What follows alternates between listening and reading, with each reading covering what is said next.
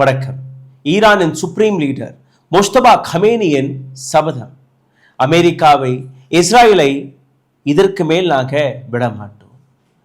அவர் எடுத்த அந்த சபதத்தில் அமெரிக்கா மீது நடக்கக்கூடிய தாக்குதல் அல்ல, இஸ்ராயல் மீது இதற்கு மேல் நடக்கக்கூடிய தாக்குதல் அனைத்துமே பழிவாங்கக்கூடிய தாக்குதலாக மாறப்போகிறது. பிப்ரவரி 28 சுப்ரீம் லீடர் அயதுல்லா அலி கமேனியுடைய கொலைக்காக மட்டுமல்ல, அவருடைய மகள், மனைவி, தங்கை மற்றும் தங்கையுடைய கணவர், இந்த அனைத்து நபர்களுடைய கொலைக்கான, இதை தாண்டி இந்த நாட்டின் மீது நீங்க நடத்திய தாக்குதல் வழியாக எங்களுடைய சுப்ரீம் லீடர்ஷிப் எந்த அளவில் கொல்லப்பட்டிருக்கிறதோ அவர்களுக்காகவும் இந்த நாடு இனி போராட போகிறது. அதனால் எச்சரிக்கை. ஏதோ அமெரிக்கா அயதுல்லா அலி கமேனியோடைய அந்த கடைசி ஊர்வலத்தும் போது அவர்கள் ஒரு தாக்குதலை நடத்தி தப்பித்து விடலாம் என்று பார்த்தார்கள். ஆனால் அதற்கு பின்பு கடந்த 48 மணி நேரத்தில் எந்த அளவில் ஈரான் ரிட்டாலியேஷன் வழியாக எந்த அளவில் ஈரான் கிட்டத்தட்ட 7 நாடுகள் மீது தாக்குதல்களை நடத்தி வருகிறதோ அதை பார்த்து அமெரிக்கா மீண்டும் ஒரு முறை பேக்ஃபுட்டில் தள்ளப்பட்டுள்ளது. IRGC ஒபிஷியலாக வெளிவிட்ட இந்த ஸ்டேட்மெண்ட்களை நீங்க கேட்க வேண்டும். 2 நாட்களுக்கு முன்பு அராச்சி அவர்கள் ஓமானில் போய் ஸ்டேட் ஆஃப் ஹார்மோஸ்கான எந்த பேச்சுவார்த்தை நடத்தி வந்தாரோ, அதாவது ஓமான் ஈரானின் ஒரு நட்பு நாடாக இருந்தால் கூட சனிக்கிழமை அன்று ஈரான் ஓமான் மீதும் தாக்குதலை நடத்தியிருக்கிறது.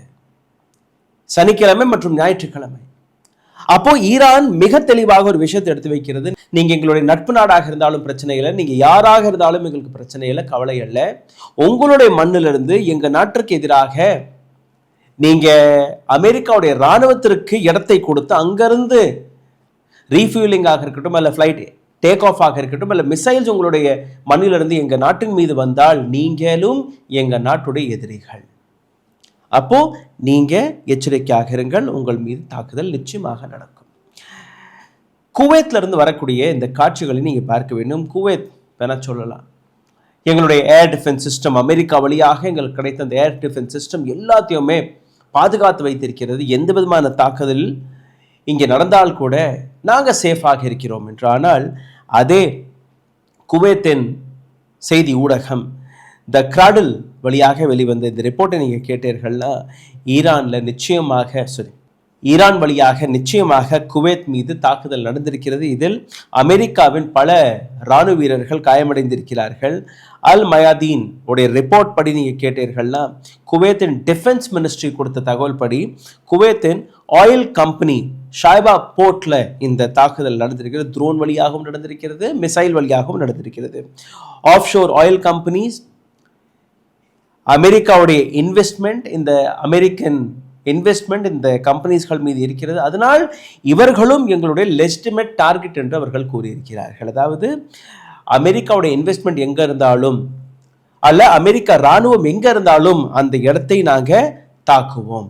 Kuwait army says the drilling platform own by Kuwait oil company was targeted with drone. இதுவும் இன்னொரு ஆதாரம். நேரடியாக குவைத் ஆர்மியும் இந்த ஸ்டேட்மெண்ட்டை கொடுத்திருக்கிறார்கள். அதாவது குவைத்துடைய அரசு ஆயில் கம்பெனியான ட்ரில்லிங் பிளாட்ஃபார்ம், இதன் மீதும் தாக்குதல் நடந்திருக்கிறது. நேரடியாக மெட்டீரியல் டேமேஜ், பல நபர்கள் அங்கே இன்ஜுரி ஆயிருக்கிறார்கள், ஒரு நபர் கொல்லப்பட்டிருக்கிறார். இது குவைத்துடைய இராணுவம் கொடுத்த பதில்.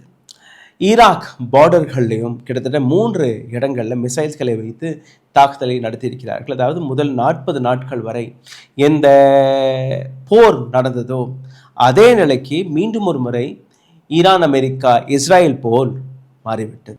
அமெரிக்கா நடத்தக்கூடிய தாக்குதல் வழியாக ஈரான் கொடுக்கக்கூடிய அலிகேஷன், எங்களுடைய சிவிலியன் இன்ஃப்ராஸ்ட்ரக்சர் மீது அமெரிக்கா தாக்குதல்களை நடத்தி வருகிறது. ஆனால் கூட நாங்கள் பேக்ஃபுட்டில் போவதில்லை. இந்த முறை பதிலடி தாக்குதலுக்கு நீங்கள் தயாராகி விடுங்கள். UAE, United Arab Emirates, Dubai, Abu Dhabi, இங்கேயும் தாக்குதல்கள் நடந்திருக்கிறது. இதை பற்றி எத்தனை மறுப்புகள் தெரிவித்தால் கூட டொனால்ட் ட்ரம்ப் எத்தனை போய் கட்டுக்கதைகளை எடுத்து வைத்தால் கூட அங்கே இருக்கக்கூடிய ஊடகங்கள், New York times, Wall Street Journal, Washington post இதற்கான ஆதாரபூர்வமான உறுதி செய்திகளை போட்டு வருகிறார்கள். ஈரானின் தாக்குதல் நிச்சயமாக அமெரிக்க படை எங்கெல்லாம் இருக்கிறது அங்கே நடந்திருக்கிறது என்று. கடந்த 48 மணி நேரத்தில் ஸ்ட்ரெய்ட் ஆஃப் ஹார்மோஸ் வழியாக வெறும் 6 கமர்ஷியல் வெசல் மட்டும்தான் கடந்திருக்கிறது ஒழிய இதை தாண்டி எந்த வெசல்ஸுமே கடக்கவில்லை. அதுவும் சைனாவின் வெசல்ஸ்கள். யுஎஸ்என் சென்ட்காம் அவர்கள் வெளிவிட்ட ஸ்டேட்மெண்ட்டை நீங்கள் படித்தீர்கள்னா உங்களுக்கு புரிய வரும். The strait of Hormuz is open to all vessels seeking the lawfully transit in the international water. US forces are positioned and prepared to ensure that freedom of navigation remain unavailable despite unwanted Iranian aggression, harassment, threat and artillery declaration. Iran does not control the Strait of Hormuz. அமெரிக்காவுடைய statement, straight of Hormuz ஈரானின் கட்டுப்பாட்டுக்குள் கிடையாது, இது எங்களுடைய கட்டுப்பாட்டுக்குள் இருக்கிறது, நீங்கள் தைரியமாக இங்கிருந்து கடந்து செல்லலாம் என்று. அமெரிக்காவுடைய சென்ட்காம், சென்ட்ரல் கமாண்ட் கொடுத்த இந்த ஸ்டேட்மெண்ட், இதற்கு பின்பு ஒரு சில ஷிப்ஸ்கள் அமெரிக்காவை நம்பி அங்கிருந்து கடந்து செல்ல முயற்சிக்கும் போது நேரடியாக ஈரான் தாக்குதலை நடத்தியிருக்கிறது. ஈரானை பொறுத்தவரையில் அமெரிக்காவிற்கு ஒரு விஷயம் நன்றாக தெரியும், இது போன்ற ஸ்டேட்மெண்ட் எல்லாம் அவங்க கொடுக்கலாம். ஆனால் அமெரிக்காவிற்கு புரிந்த ஒரு விஷயம், ஈரானால் எங்கே வேணாலும் மிசைலை அடிக்கலாம். குறிப்பாக 200-300 கிலோமீட்டருக்கு அருகே இருக்கக்கூடிய பல இடங்களை அவர்கள் மிக தெளிவாக அடிப்பார்கள். அமெரிக்கா பந்தர் அப்பாஸ், கர்க் ஐலண்ட், கேஷ் மற்றும் சபாரில் அவர்கள் தாக்குதலை நடத்தினால் கூட அதே போன்று இஸ்ரேலி பல டார்கெட்களை, இதை தாண்டி 7 நாடுகளில் ஈரான் நடத்தக்கூடிய தாக்குதல் இன்னொரு பக்கம் மிகப்பெரிய அளவில் ப்ரெசைஸாக நடந்துள்ளது. Air to air, ground to air போன்ற மிசைல்ஸ்களை அவர்கள் நடத்தி வருகிறார்கள். கேஷ் ஐலண்டில் அமெரிக்காவுடைய அட்டாக்கை நீங்கள் பார்த்தீர்கள்னா 10லிருந்து 11 மிசைல்ஸ்கள் நேற்று இரவு அங்கே அடித்திருக்கிறது. குவைத், பஹ்ரைன், யுஏஇ மற்றும் கத்தர், ஓமான், ஜார்டன் இந்த நாடுகளில் நேரடியாக ஈரானுடைய பல தாக்குதல்கள், அதை தாண்டி அங்கிருந்து வரக்கூடிய ஒவ்வொரு ஸ்டேட்மெண்ட் நீங்கள் கேட்டீர்கள்னா அமெரிக்கா ஈரானை பற்றியும் ஈரான் அமெரிக்காவை பற்றியும் ஏராளமான அலிகேஷன் எடுத்து வைத்தால் கூட நீங்கள் கடந்த 2 நாட்கள் நீங்கள் பார்த்தீர்கள்னா ஷேர் மார்க்கெட் முற்றிலுமே கவர்ந்து விட்டது. ஷேர் மார்க்கெட் மற்றும் கவரவில்லை, மக்களுடைய பல்வேறு பிரச்சனைகளும் இங்கிருந்து தொடங்க ஆரம்பித்து விட்டது. ஃபியூல் ப்ரைஸ் கூட ஆரம்பித்து விட்டது. இந்த இடத்தில் இன்னைக்கு நடந்த இன்னொரு சில அப்டேட்ஸ்களை உங்களுக்கு முன்பு எடுத்து வைக்கிறேன். Missile and drone attack on US military. Kuwait, Bahrain, Jordan, கத்தர் மற்றும் யுஏஇயில் இருக்கக்கூடிய அமெரிக்கன் பேசிஸ்களில் நேரடியாக மிசைல் தாக்குதலை நடத்தியிருக்கிறது ஈரான். இதை தாண்டி targeting the logistic refuelling sites of US navy, ஓமானில் இருக்கக்கூடிய யுஎஸ் நேவியுடைய ரீஃபியூலிங் சைட்ஸ்களை, லாஜிஸ்டிக் சைட்ஸ்களை அவர்கள் டார்கெட் செய்திருக்கிறார்கள், அடித்திருக்கிறார்கள். கமர்ஷியல் ஷிப்ஸ் அவர்களுடைய ஆக்டிவிட்டி ஸ்ட்ரெய்ட் ஆஃப் ஹார்மோஸில் எங்கெல்லாம் நடக்கிறது அங்கே டார்கெட்ஸ் நடக்கிறது. Strikes on radar and communication system of US operations. அமெரிக்காவுடைய கம்யூனிகேஷன் சிஸ்டம் மற்றும் ரடார்ஸ்கள் மீது மிசைல்ஸ்களை வைத்து தாக்குதல்களை ஈரான் நடத்தி வருகிறது. ஐஆர்ஜிசி ஒரு மிகப்பெரிய எச்சரிக்கை கொடுத்திருக்கிறார்கள். Gulf residents near US bases to evacuate. கல்ஃப் நாட்டில் இருக்கக்கூடிய மக்கள் இந்த யூஎஸ் பேஸ்க்கு அக்கம் பக்கத்தில் உங்களோட வீடு இருந்தால், உங்களோட ஆஃபீஸ் எல்லாம் இருந்தால் அங்கேருந்து உடனடியாக நீங்கள் எவாக்குவேட் செய்து விடுங்கள்.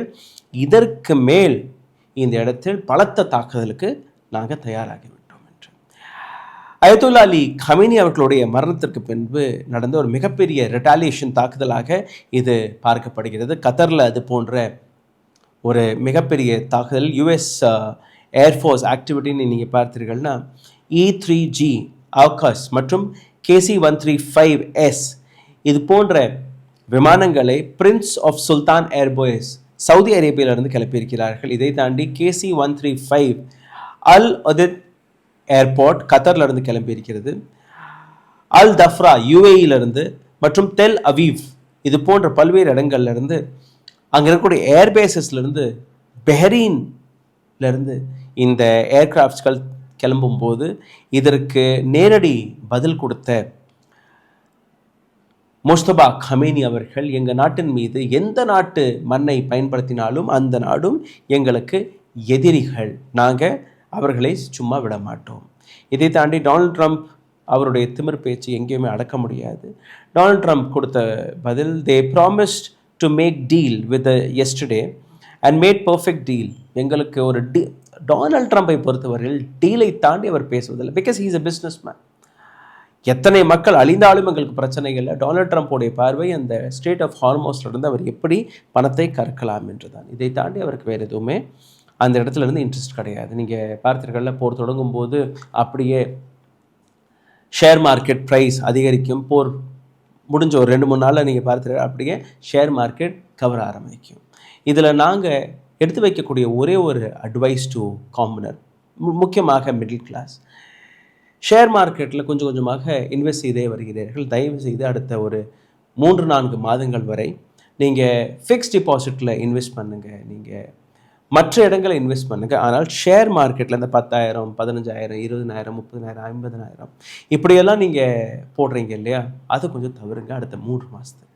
ஏன்னா இதற்கு மேலே ஷேர் மார்க்கெட்டில் ஒரு மிகப்பெரிய அடி விலகப் போகிறது. பிகாஸ் போர் தொடங்கின உடனேயே ஷேர் மார்க்கெட் கீழே சரிய தொடங்கி விட்டது. இதற்கு மேலேயும் இந்த ஷேர் மார்க்கெட் சரியும் என்று கூறுகிறார்கள். ஸோ ஒரு simple advice, don't invest in share market for the next 2 to 3 months. அதுக்கப்புறம் நீங்கள் கொஞ்சம் கொஞ்சமாக மார்க்கெட்டை பார்த்து நீங்கள் பயன்படுத்தலாம். இதுவரை வெளிவரக்கூடிய தகவல் இதுதான். ஒரு பதிலடி தாக்குதலை ஈரான் அக்கம் பக்கத்தில் இருக்கக்கூடிய மற்ற நாடுகள், முக்கியமாக அமெரிக்காவிற்கு உதவக்கூடிய நாடுகள் மீது நடத்தி வருகிறார்கள்.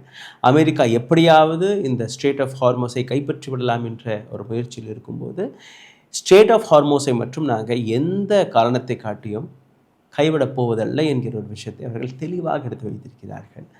இந்த போரை பற்றின அடுத்தடுத்த தகவல் வரும்போது உங்களிடம் நிச்சயமாக இதே போன்ற செய்திகள் வழியாக உங்களுக்கு எடுத்து காட்டுவோம். அதுவரை காத்து கொண்டிருங்கள். நன்றி, வணக்கம். இந்த வீடியோவில் உங்களை இன்னும் ஆழமாக கூட்டியிருக்கும் முன்பொரு சிறிய கோரிக்கை, உங்களுடைய சேனலை தொடர்ந்து முடக்கக்கூடிய வேலையை பார்த்து வருகிறார்கள். இதிலிருந்து மீட்டெடுப்பதற்காக உங்களுடைய உதவி தேவைப்படுகிறது. நீங்கள் செய்ய வேண்டிய சாதாரணமான விஷயங்கள், லைக், ஷேர், சப்ஸ்கிரைப் பட்டனை தட்ட மறக்காதீர்கள். உங்களுடைய கேள்விகளை, கருத்துக்களை கீழே கமெண்ட் பாக்ஸில் எழுதிவிடுங்கள். இதையும் தாண்டி பொருளாதார ரீதியாகவும் எங்களை முடக்கக்கூடிய வேலையை பார்த்து வருகிறார்கள். அதிலிருந்து மீட்டெடுப்பதற்காக உங்களுடைய உதவி தேவைப்படுகிறது. அருகில் இருக்கக்கூடிய QR கோடை பயன்படுத்தி உங்களால் முடிந்த உதவி நீங்கள் தெரிவிக்கலாம். ஓ, அப்ப அந்த மிஸ்டர் அண்ட் மிஸ்ஸஸ் பெர்ஃபெக்ட் உண்மையிலேயே வர்த். நரம்பு தளர்ச்சியிலிருந்து விடுபட்டு உடம்பு ஒரு புது வீரியம் பெற மா நேச்சுரல்ஸோட மிஸ்டர் பெர்ஃபெக்ட்டை யூஸ் பண்ணுங்க. ஊடகம், கார்ப்பரேட், அரசியல்வாதிகளின் கைப்பாவையாக, அடிமைகளாக இருந்தது போதும். இனி சாட்டை எடுத்து சுழற்றும் நேரம் வந்துவிட்டது. ஊடகம் பொதுமக்களாகிய உங்களுக்காக, உங்களாலேயே இயக்கப்பட வேண்டும். ஊடக சுதந்திரத்திற்காக உங்களின் பங்களிப்பை இன்றே அளித்திடுங்கள்.